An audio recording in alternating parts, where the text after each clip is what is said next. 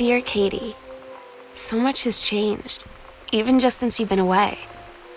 We moved into this house. I'm in a new school. It's weird hanging out with girls. Daniel was around ever since I was little, and other girls...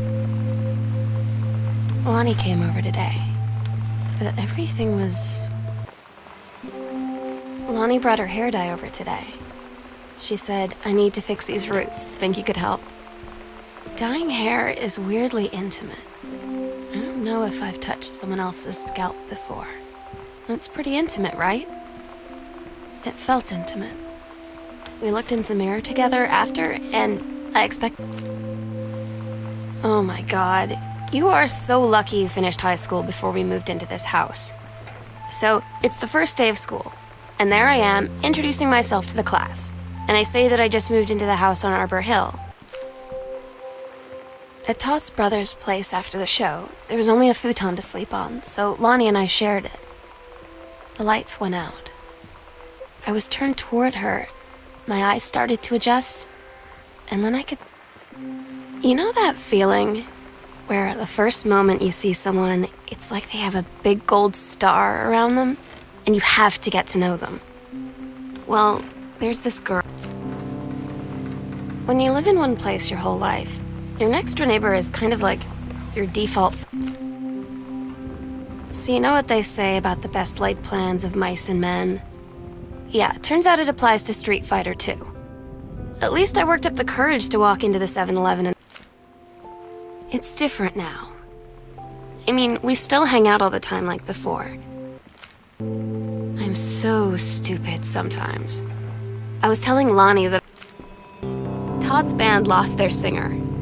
Todd said he sucked. They tell you to stick with the group on field trips, Katie. There's a reason for that. Lonnie and I snuck off on the side paths at Multnomah Falls and got a little lost. Okay, a lot lost. Like, for hours. Right before the bus left, we found... I don't get Lonnie sometimes. Like, her Katie, you know how Mom and Dad are. Not exactly.